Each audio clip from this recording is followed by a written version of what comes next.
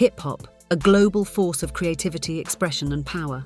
What began in the Bronx as a local movement has grown into the heartbeat of popular culture, influencing music, art, fashion, and even politics. This is the story of hip-hop, its rise, struggles, triumphs, and its domination of the world stage. From block parties to Billboard charts, let's dive into the history of one of the most revolutionary music genres ever. Raheem, man. They upstairs cooling out. So what's up for the night, y'all? Yo, we can go down to the fever, man. In the early 1970s, the Bronx was a place of economic hardship, social unrest, and decaying infrastructure. The South Bronx, in particular, was plagued by crime, poverty, and a sense of abandonment. But amidst these harsh conditions, something extraordinary was happening. Hip-hop was being born, not in studios or fancy venues, but on the streets, in parks, and at community centres.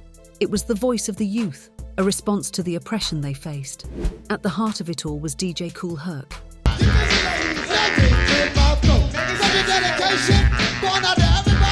In 1973, at a back-to-school party for his sister, Kool Herc did something that changed music forever. Using 2 turntables, he extended the instrumental breaks of popular funk and soul records,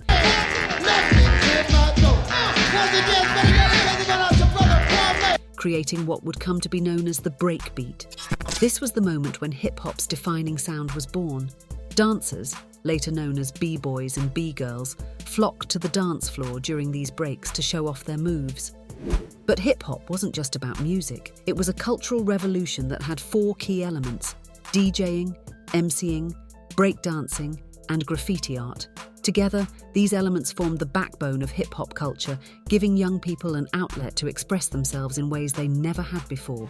As word of these parties spread, so did the movement. Hip-hop became the sound of resistance and survival, a way for marginalized communities to tell their stories, to share their pain, and to celebrate their joys. As the 1980s arrived, hip-hop began to evolve.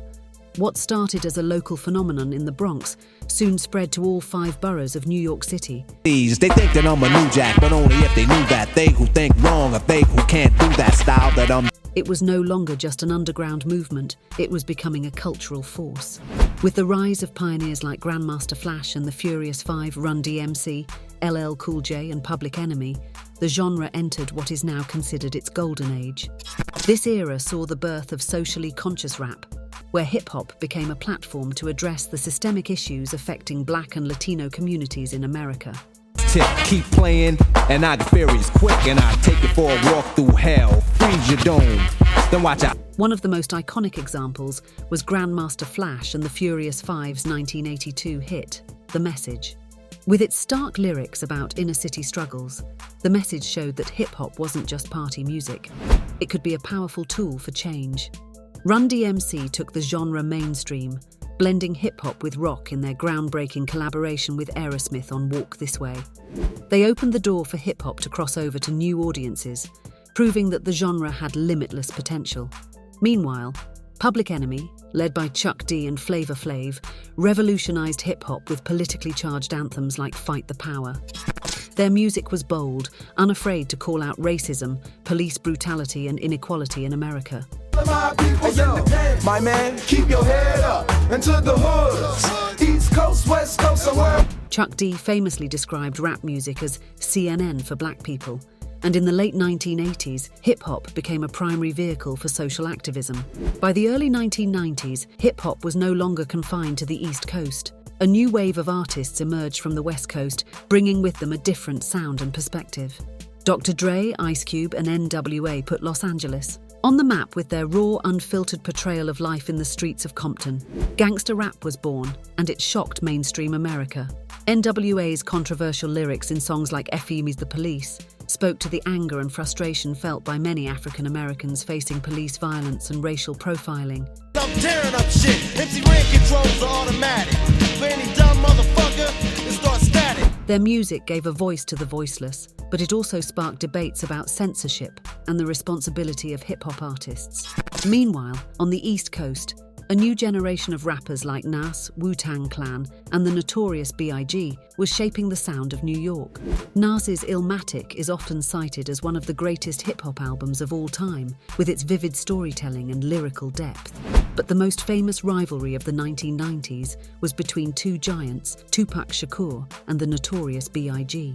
The East Coast versus West Coast feud became a defining moment in hip-hop history, marked by diss tracks, media sensationalism, and escalating tensions between their entourages.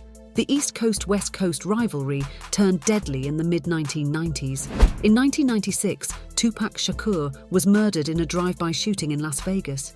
Just 6 months later, the Notorious B.I.G. was killed in Los Angeles in similar circumstances. The world of hip-hop was left in shock, and their murders remain unsolved to this day. Tupac and Biggie were more than just rappers, they were icons. Their deaths marked the end of an era and forced the hip-hop community to confront the dangerous consequences of the rivalry. But while they were gone, their legacies lived on. Their music continues to inspire new generations of artists. Even similar to the letters, no one could do it better. I check cheddar like a food inspector. As the 2000s rolled in, hip-hop was no longer just a genre. It was a global cultural force. Sex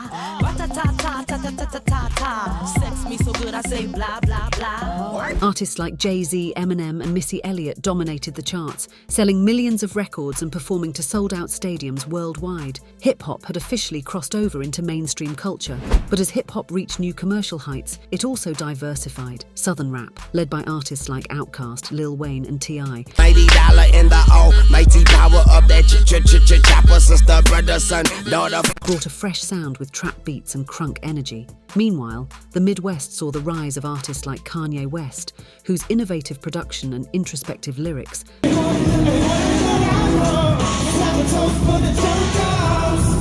pushed the boundaries of what hip-hop could be.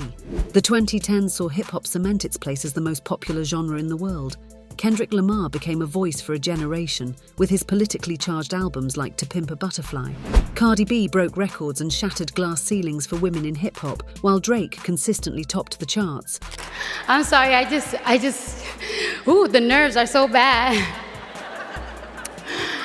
Maybe I need to start smoking weed. Blending rap with R&B and pop influences. Today, hip-hop is more than just music. It's a global movement that shapes fashion, language, and social justice movements. From the streets of Lagos, Nigeria, to the alleyways of Tokyo, hip-hop has become a worldwide phenomenon, influencing artists and cultures far beyond its Bronx roots. And while hip-hop continues to evolve, one thing remains clear. Its power to unite, to inspire, and to challenge the status quo is stronger than ever. If you try to give me for my water, I lay his ass down on my son, on my daughter. I had to drink. As we look ahead to the future, we can only imagine where hip-hop will take us next.